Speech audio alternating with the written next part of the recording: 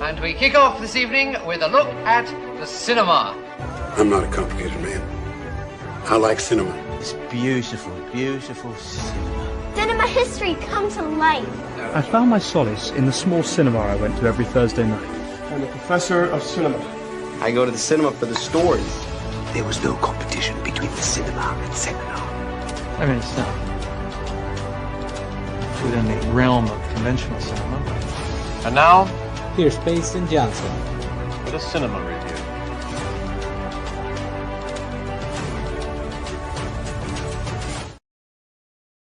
It is Monday, November 3rd, 7 EST. Have to remember daylight savings time to start. And thank you for joining me for another episode of Cinemaster's Reviews. Exciting week this week.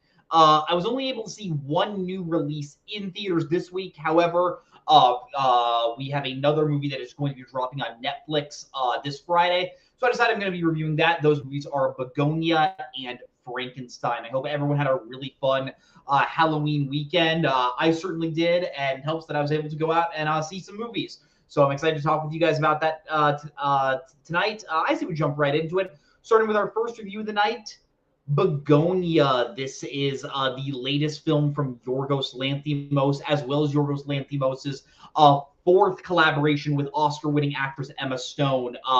Yorgos Lanthimos has directed such films as Dogtooth, The Lobster, Killing of a Sacred Deer, and has directed Emma Stone's in such films as The Favorite, Kinds of Kindness, and Poor Things, in which Emma Stone won her second Oscar. In this film, Emma Stone plays a tech CEO, not a tech CEO, but just a big mogul CEO by the name of Michelle Firth. And she is very much known as being the head of this company that specializes in hiring certain people and making sure companies reach certain quotas. However, in the shadows of her, there are two characters that have been watching her for a while, that being Teddy and his cousin Dawn. Teddy is played by Jesse Plemons, and Dawn is played by Aidan Delvis. Teddy is convinced and just is hard set on the idea that Michelle is an alien, and she was the reason why his mother ended up getting sick and why his mother is in the hospital dying. And he plans on kidnapping her in order for her to take him and his cousin to their mothership in order for her to give them the cure.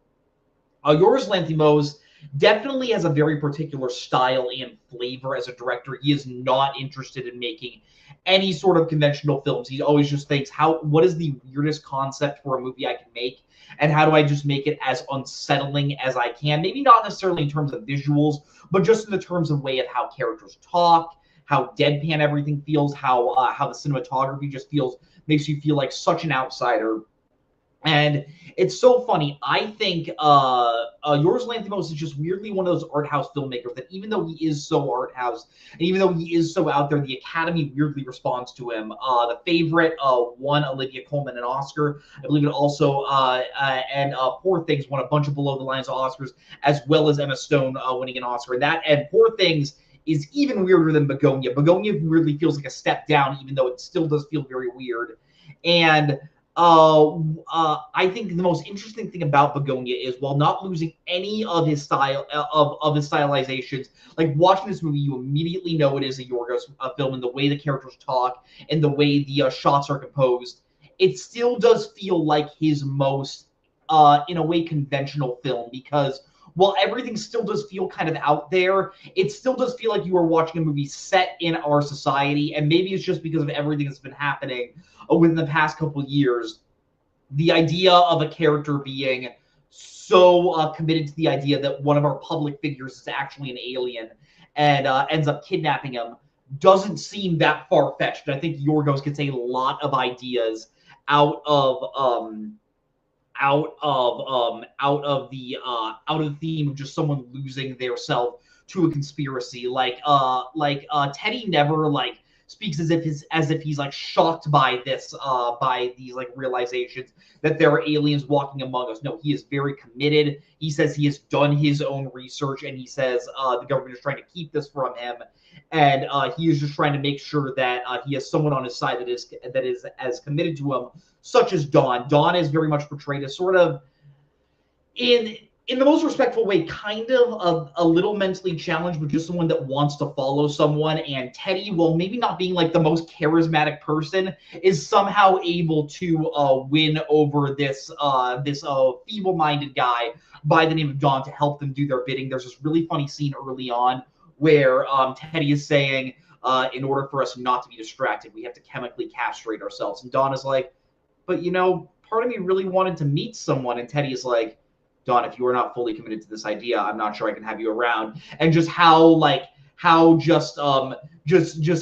eyes on the plan when he is talking with Michelle after he has kidnapped her. Michelle does a great job of just being like so like befuddled of like, is this really happening? Am I really being kidnapped because I'm an alien? And it gets a lot out of the idea of conspiracy theorists kidnapping someone because they think they're someone else, of them just living in their own reality. Really unique stuff there.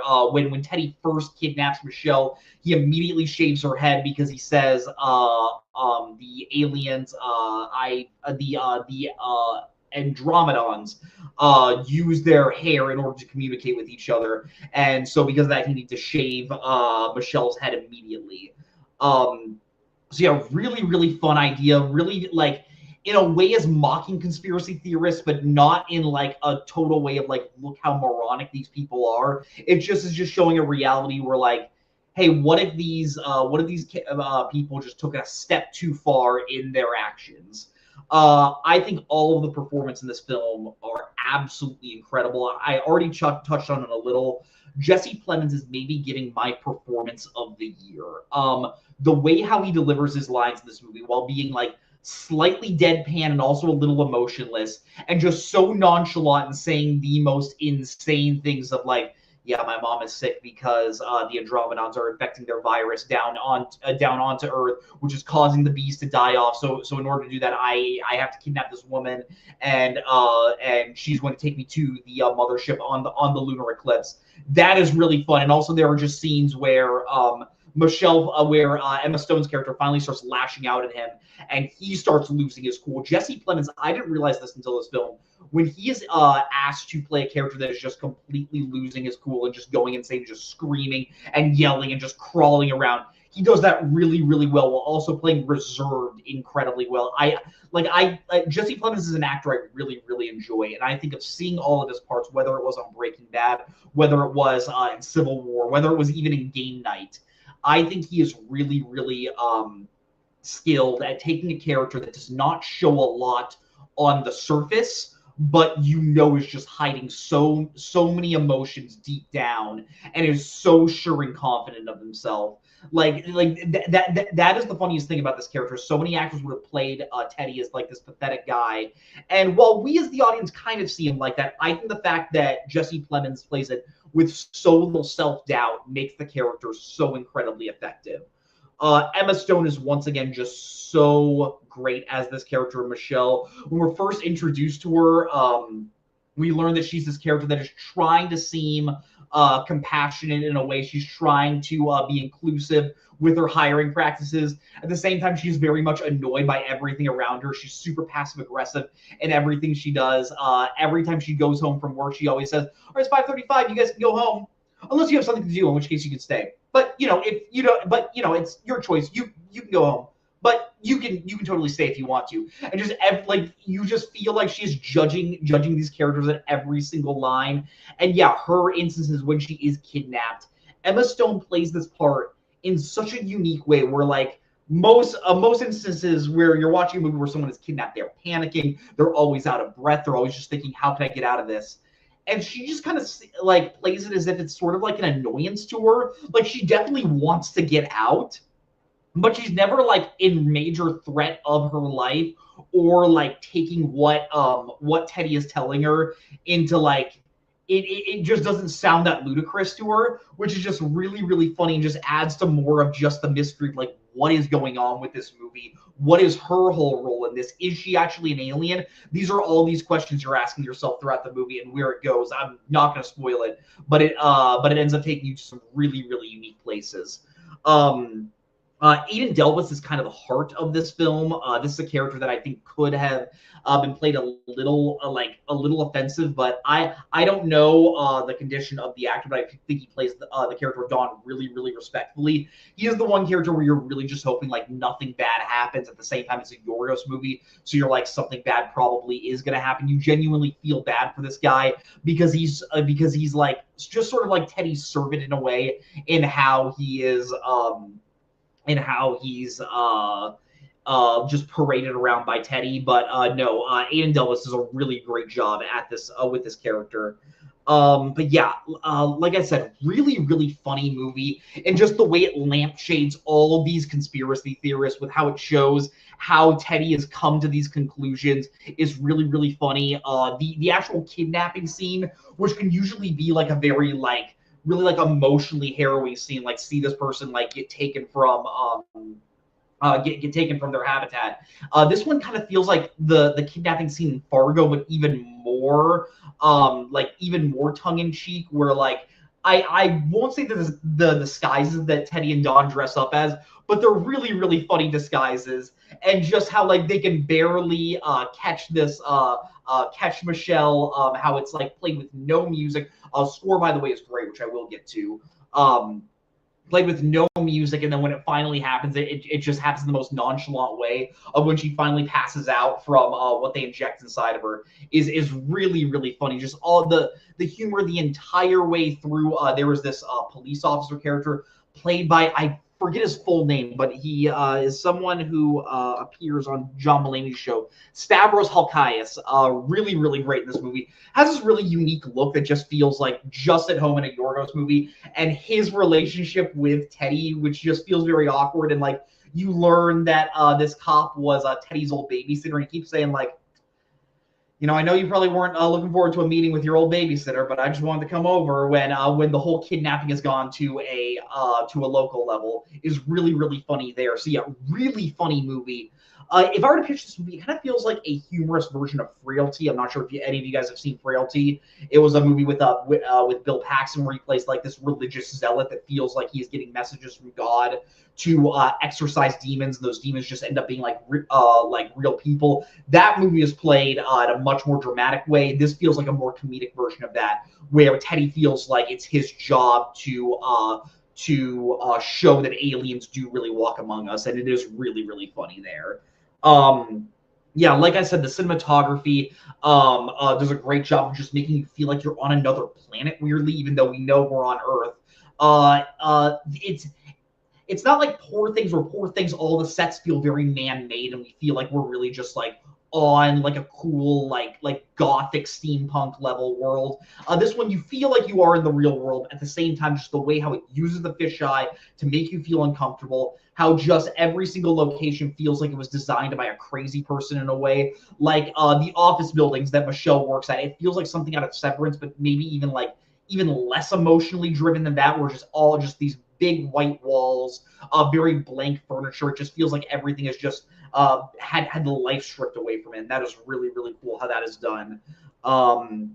And then yeah, the score by Jerskin Fendrix also does a great job of just capturing the mood. It goes from just really somber to really just frantic and panicky at moments. I didn't look up if Jerskin Fendrix has done any other major films, but this score is really, really great.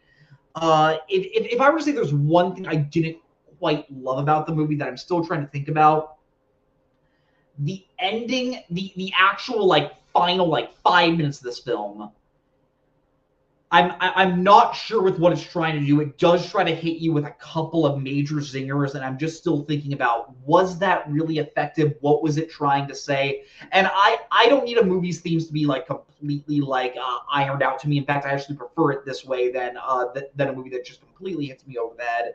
But it's just one where I'm just thinking what was Yorgos trying to get with that? And was that kind of a cop-out with the ending? That being said, the third act of this film is both incredibly tense, but also just really funny in all the visuals of it. It establishes there is this one really funny scene. It's just a pure visual joke where a character's trying to hide a shotgun, and just how he does it is the most awkward and just humorous way.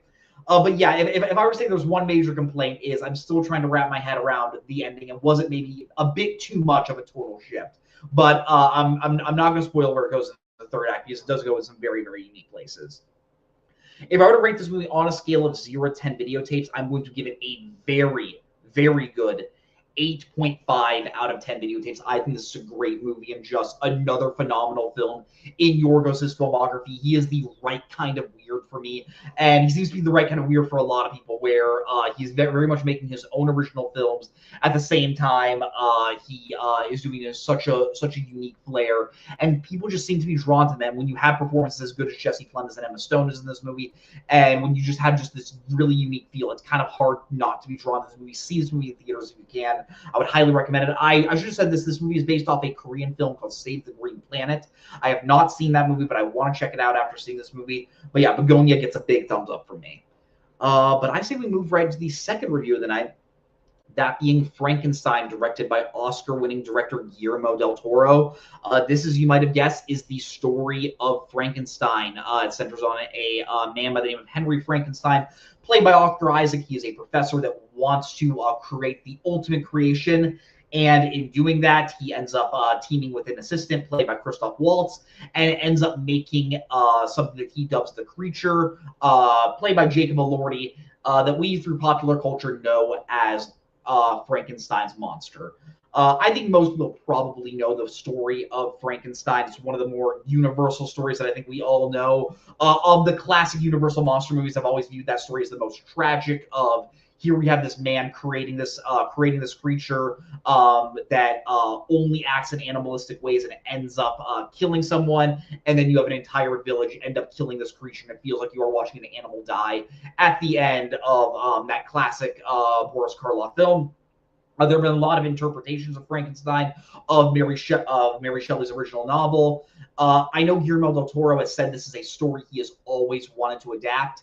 And whenever you get things like that, you always get a crapshoot where, like, sometimes the true passion can sometimes, in a way, envelop the actual quality of the film, where the director can just get a little too enveloped in what he has, and just the vision is so strong in his head that he doesn't present it in the best way.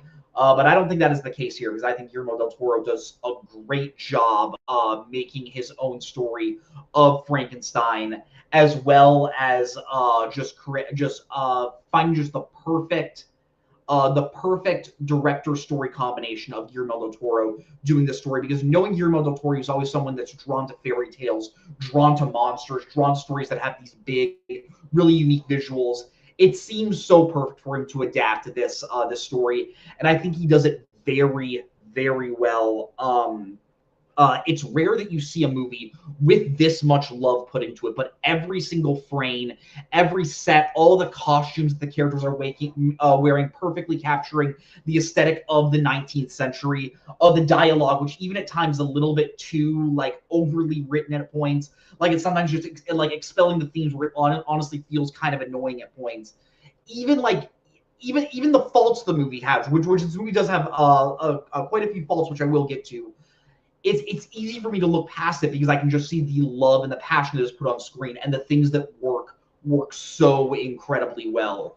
Oscar Isaac is very, very good and very charismatic as the character of Henry Frankenstein. When you are first introduced to him, he is someone that is just so dead set on, no, I can create life, I can do these incredible things, and no one's going to stop me. At the same time, you slowly start to see how truly mad he is, and Oscar Isaac is just one of the more, like, underrated actors working today. Probably got famous from Star Wars, but I love him in Inside Llewyn Davis. Just rewatched that, by the way. He's great in A Most Violent Year. And this part, he does feel very, very good here. But honestly, if I were to say the actor that absolutely steals the movie for me is Jacob Elordi as the monster. Going into this film, I was like, how are they going to make Elordi work? Because he's an actor that I've liked in certain things. I really liked him in Priscilla. didn't really love him in Saltburn. I think it was kind of a block of wood in that. But he's just one of those actors that just feels so naturally pretty and just so naturally attractive that it feels like such a power move for Del Toro to be like, I'm going to put him in Frankenstein makeup. I'm going to make him ugly, and we're just going to be watching his acting abilities. And I hadn't really seen a ton from him beforehand. I've not watched Euphoria. I hear he's very good in that. I do really like him in Priscilla, but I was just like, how is he going to capture the monster? Does it so incredibly well. He doesn't have a ton of dialogue, so much of it is just carried through his mannerisms and through his body language, and you truly feel like you are watching both this giant monster who moves with like such a like air of grace through this world that just has like this optimistic, like wide-eyed view of like how the world should be. The only word he can really say is Victor. Was I calling him Henry Frankenstein? I do believe it actually is Victor Frankenstein. Let me check. I may have written that incorrectly in my notes. If I did, I apologize, because as I'm remembering the movie, the only word he can really say at first is Victor. Yeah, Victor. And just how that plays, how he when he goes out into the woods and when he starts seeing like nature, when he meets this man in the cabin that ends up befriending him and shows him that humans can be good. Jacob Elordi plays this character in such a beautiful way. It reminded me genuinely a lot of Johnny Depp in Edward Scissorhands, and I would put those performances quality wise right on the same page. Of just Elordi just knows how to make this character just, you love this character just by watching him, and just watching him just move through this world just feels incredible. The makeup is obviously really, really great, as you would expect from Guillermo del Toro.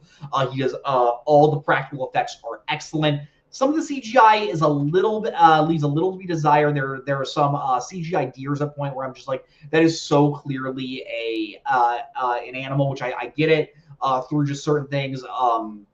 Most animals in movies, they try to do it with the CG because it's just not safe to shoot with real animals anymore. But if it is that noticeable, I do have to call it out. But yeah, all the practical effects are absolutely excellent. When you're in Victor Frankenstein's office and you're seeing all the electricity and just all the gadgets that he has all around, and just feels so cluttered, just Del Toro is just able to create just such a mood with these practical effects, with these productions, with this production design. But yeah, just getting on topic, Jacob Elordi just is so incredible as the monster. As much as I love Boris Karloff in that original Frankenstein movie, I honestly think Jacob Elordi is maybe the best performance I've ever seen from Frankenstein's monster, and I do think that needs to be celebrated. The rest of the cast is really good. Christoph Waltz isn't given a ton to do, but he does just feel really in tune with this world.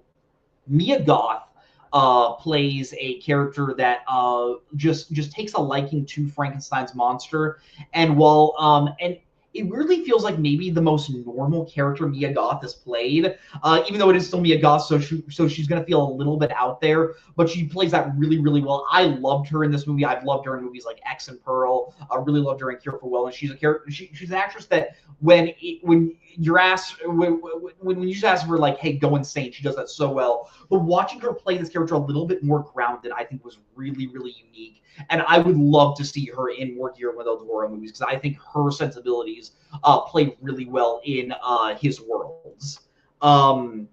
Just looking at my notes here, a fun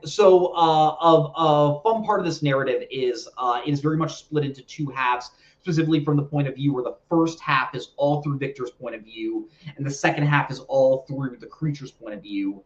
And I really loved how Victor's half feels very dark. It feels very mad. It feels very angry at the world.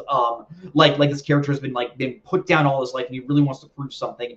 And then the second half, you're all out in the woods with the creature. You're listening to the sounds of nature. You just looking at just the river, just looking at the water. Everything feels so pristine.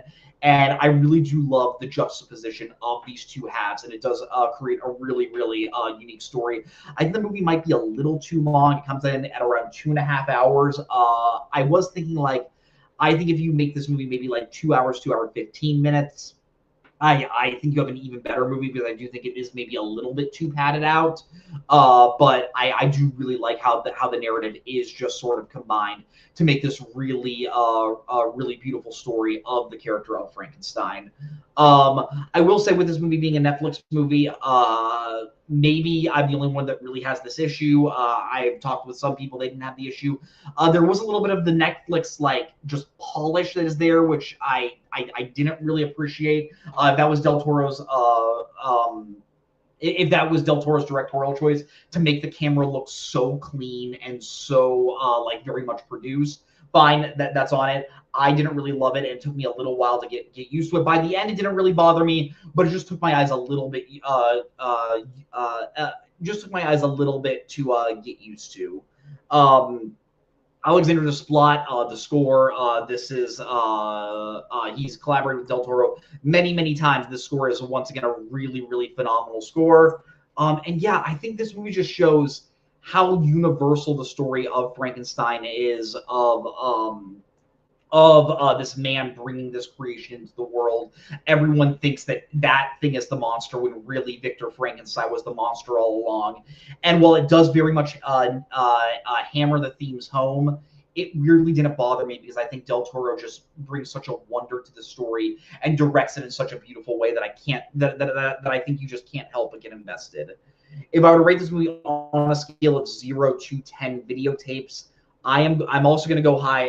Again, I'm going to give it a flat 8. Again, there are problems. This is not a perfect movie. This is probably not going to end up on my top 10 favorite movies of the year, but this is just one of those movies that just reminds me of why I love movies, because watching this, you feel like you are watching an artist truly show the vision that they've had in their minds for so long and just presenting it all to us. And yeah, what an incredible performance by Jacob Elordi. He absolutely steals the show.